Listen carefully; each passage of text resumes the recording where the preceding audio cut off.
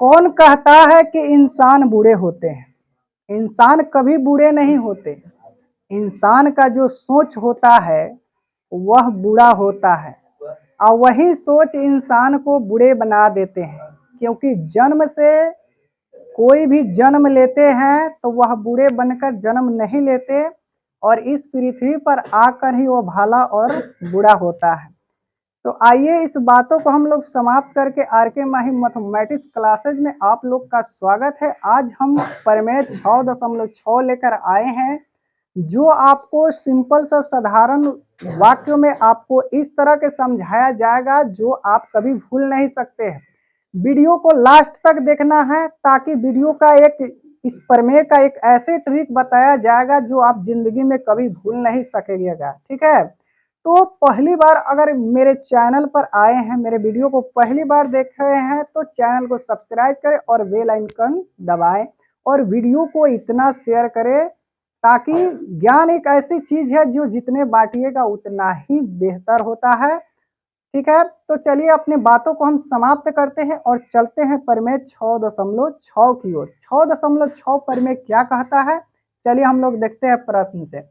सबसे पहले यहाँ पर दे रहा है दो समरूप त्रिभुजों के क्षेत्रफल। यहाँ पर देख पा रहे हैं आप लोग त्रिभुज ए बी सी और त्रिभुज डी ई एफ, ये दोनों आपस में क्या है, बराबर नहीं है, समरूप है। समरूपता का मतलब क्या होता है, उसका आकार जो है बराबर नहीं होते हैं पर एंगल क्या होते हैं, बराबर होते हैं। तो दो त्रिभुज अगर क्षेत्रफल उसका अनुपात उनकी संगत भुजाओं के वर्गों के अनुपात के क्या होते हैं, बराबर। जैसे संगत भुजा की बात करी जा रही है प्रश्नों में, तो देखिए इसका संगत भुजा जो है, जैसे ए बी का संगत भुजा आपका है डी ई, ठीक है ना। तो इससे संगत भुजाओं का क्या करना है, वर्गों का बराबर करना है। इसका संगत जैसे में ए बी स्क्वायर बटा लिखाएगा आपका डी का स्क्वायर और उसके बाद BC का स्क्वायर बराबर लिखाएगा DF का स्क्वायर, उसी प्रकार AC का स्क्वायर बटा लिखाएगा DF का स्क्वायर। और तीनों जो है भुजाओं, संगत भुजाएं, तीनों का वर्ग करके बराबर करना है। किसके अनुसार, प्रश्न के अनुसार। ठीक है, तो यहाँ पर दो त्रिभुज समरूप है, कहाँ से आया, आपका प्रश्न से आया। तो हमको सिद्ध करना है कि उनकी संगत भुजाओं के वर्गों के बराबर है। ठीक है, तो देखिए इसका BC बटा DF, इसका वर्ग के बराबर AB बटा EF DF, और इसके वर्ग के बराबर आपका हो जाएगा AC बटा DF हो जाएगा। ठीक है, अब यहाँ पर रचना में क्या बताया जा रहा है, दो तो त्रिभुज हमने प्रश्नों के अनुसार दे दिए, लेकिन यहाँ पर देखा जा रहा है AG आपका क्या है, BC भुजा पर लंब है। AG क्या है, आपका BC भुजा पर लंब है, इसी को हम लोग क्या कहते हैं, रचना कहते हैं। ठीक है, और त्रिभुज DEF में आपका EF भुजा पर लंब क्या है, DH है। क्या है, DH है। ध्यान दीजिए, नीचे मुड़गार कर मत बैठिए। अब यहाँ पर जब इसमें लंब डलाया तो आपका एक त्रिभुज का क्षेत्रफल का सूत्र लागू होता है, और वह सूत्र है 1/2 आधार गुने ऊंचाई। जब कोई रेखा पर कोई दूसरी रेखा अगर खड़ा रहता है तो उसको हम लोग क्या कहते हैं, लंब कहते हैं, और जो नीचे वाली रेखाएं जो हो जाती है वो क्या कहलाएंगे, आधार कहलाएंगे। क्योंकि मेरा आधार अभी क्या है, मेरा धरती है, और धरती पर हम क्या है, हम लंबवत है। ठीक है, तो यहाँ पर देखा जाए उत्पत्ति के अनुसार मतलब त्रिभुज का क्षेत्रफल क्या होता है, 1/2 आधार गुने ऊंचाई। तो 1/2 आपका आया सूत्र से, और आधार देखिए आपका पहला त्रिभुज में आधार आपका BC है और इसकी ऊंचाई क्या है, AG है। उसी प्रकार त्रिभुज जो है DEF में आपका आधार जो है EF है और ऊंचाई क्या है, DH है। उसी प्रकार यहाँ पर दिया हुआ है, तो 1/2 से 1/2 कट गया और इसी को हम यहाँ पर लिख दिए, समीकरण 1 हो गया। ठीक है, अब हम लोग क्या करेंगे, त्रिभुज जो है ABG तथा त्रिभुज DEH में हम लोग चलेंगे। ध्यान दीजिएगा, सबसे पहले हम लोग लेफ्ट साइड में चलेंगे, उसके बाद राइट साइड में चल सकते हैं, पर आपका मैथ इतना ना बड़ा हो जाएगा से 2 पे चला जाएगा। इसीलिए हम लोग क्या करेंगे, से लेफ्ट साइड में जाकर किसी एक संगत भुजा को क्या करेंगे, वर्ग कर देंगे और लिखेंगे क्या, इसी प्रकार। ठीक है, तो ध्यान दीजिएगा, त्रिभुज हमको चलना है क्या, ए बी जी में चलना है और त्रिभुज डी ई एच में चलना है। ठीक है ना, तो यहाँ त्रिभुज ए बी जी में आपका संगत भुजा क्या हो जाएगा, ए बी, और इसमें संगत भुजा क्या हो जाएगा, डी ई। ठीक है ना, तो इसी के वर्ग के बराबर करना है। दोनों में आपका क्या है, समकोणिक है 90 डिग्री। जब भी कोई त्रिभुज में अगर कोई लंब डाला जाता है तो वह 90 डिग्री का स्वतः हो ही जाता है। ठीक है, तो यहाँ पर ध्यान दीजिएगा, कोण बी बराबर कोण ए, ये कौन सा नियम के अनुसार, संगत कोण बराबर होता है। कब, जब त्रिभुज समरूप होता है तो। अगर त्रिभुज समरूप होगा तो संगत भुजा बराबर होगा और भुजा संगत भुजा समानुपाती होगा। चाहे संगत कोण बराबर और भुजा समानुपाती होता है तो त्रिभुज स्वतः समरूप हो जाता है। ठीक है, दो नियम आप लोग को याद रखना पड़ेगा।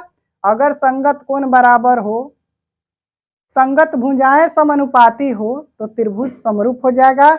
अगर त्रिभुज पहले से समरूप हो तो उनकी संगत कोण और संगत भुजा आपका समानुपाती होगा और संगत कोण बराबर हो।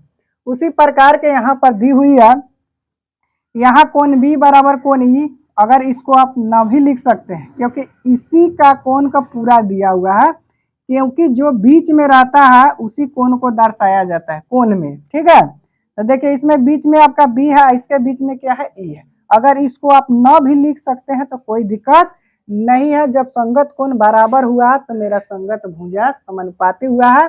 चलिए आइए हम लोग त्रिभुज में देखते हैं संगत भुजा कौन है, ए बी बाटा डी, मतलब इस क्षेत्र का ए बी बाटा क्या हो जाएगा, डी समानुपाती होगा बराबर, और इसका लंब जो होगा, हम लोग त्रिभुज क्या में चल रहा है, ए बी जी में, तो ये संगत भुजा समानुपाती हुआ, लंब जो है दोनों का समानुपाती हुआ, ए जी बटा हो जाएगा, क्या हो जाएगा, बी एच हो जाएगा।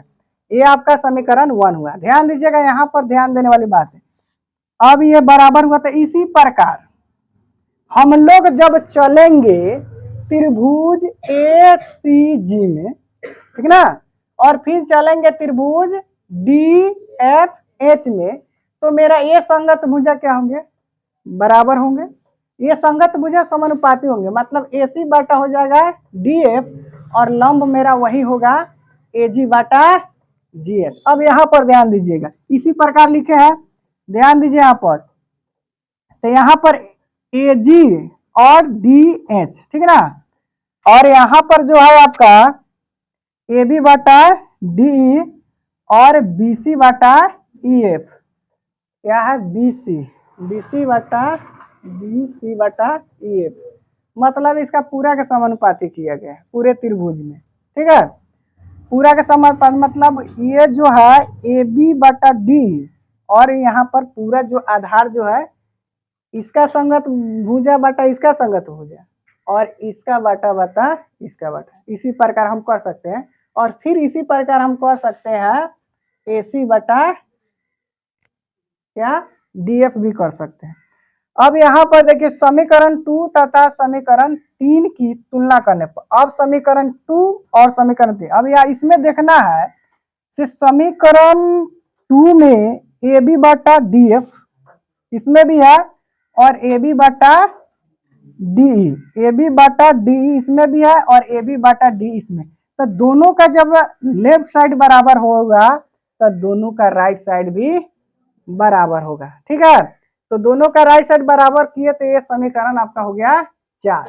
अब क्या कह रहा है, समीकरण 1 तथा 4 को प्रयोग करने पर, अब समीकरण 1 और समीकरण 4 के हम लोग देखेंगे। यहाँ पर देखिएगा समीकरण 1 में क्या कह रहा है, यहाँ देखिएगा बी सी बाटा ई एफ, बी सी बाटा ई एफ, बी सी बाटा ई एफ, तो बी सी बाटा ई एफ किसके बराबर है, ए जी बाटा डी एच के बराबर, तो ए जी बाटा डी एच के जगह पर मेरा लिखाएगा बी सी बाटा ई एफ लिखाएगा। ठीक है, यहाँ पर समीकरण 1 में देखिए एजी बटा डी एच के जगह, देखिए एजी बटा डी एच, इसके जगह पर मेरा क्या लिखाएगा, बीसी बटा ई एफ लिखाएगा। ये दोनों क्या है, आपस में बराबर है, ये दोनों आपस में बराबर है। तो हमको क्या करना है, एजी बटा डी एच के जगह पर समीकरण 1 में हमको रखना है एजी बटा डी एच के जगह पर बीसी बटा ई एफ रखना है। बाकी इसके जगह पर रख के हम लोग क्या करेंगे, गुना कर देंगे।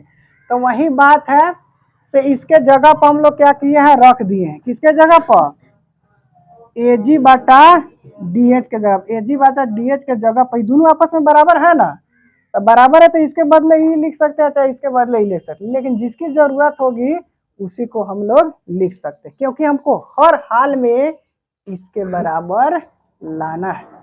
तो इसके बराबर लाना है तो यही ना हम खोज करेंगे। तो यहाँ पर बीसी बटा ये फैके है, यहाँ पर बीसी बटा ये फैया है, यहाँ पर एजी बटा डी एच है। तो इसके जगह पर जब ये दोनों आपस में बराबर है तो जिसकी जरूरत है उसको यहाँ पर बैठा कर गुना करके इसके बराबर हम ला देंगे। तो इसके बराबर आ गया मेरा बीसी के स्क्वायर बटा ई एफ के स्क्वायर। अब इसी प्रकार हम लोग इसको भी ला सकते, इसको भी ला सकते। अगर पूरा का इस तरह के किया जाए तो निश्चित तौर पर 2 पेज या 3 पेज जाएगा। ठीक है, हमको आशा है कि आप लोगों को ये परिमेय जो है काफ़ी अच्छा लगा होगा, है कि नहीं। तो आप लोग चैनल को सब्सक्राइब करना है और क्या कहते हैं, वीडियो को शेयर करना है। और एक बात हम बताए हुए थे, मतलब इसी वीडियो में बताए हैं कि आपको एक खास ट्रिक बताया जाएगा। जो खास ट्रिक आपका क्या है, इसमें ध्यान देना है। खास ट्रिक है, इसको सॉल्व करने का सबसे पहले हम लोग को क्या करना है, प्रश्न के अनुसार ये जो प्रश्न में समरूप कर रहा है समरूप कर देंगे, सिद्ध कर रहा है प्रश्न में सिद्ध कर देंगे, और रचना के दृष्टि से ये कर देंगे। अब उसके बाद हमको ध्यान रखना है, विशेषकर त्रिभुज सबसे पहले हमको बायां में चलना है, ठीक है ना, दोनों में। और बायां के जब हम लोग काम कर देंगे तो इसका जो समानुपाती है उसी तरह के हम लोग आधार के समानुपाती करेंगे। और आपका जो है ये दोनों आप याद रखते हैं तो निश्चित तौर पर ये परिमेय आप लोगों को क्या कर जाएगा, इजी लगेगा। ठीक है, तो इतना ही कहकर अपने शब्दों को समाप्त करते हैं। जय हिंद, जय भारत।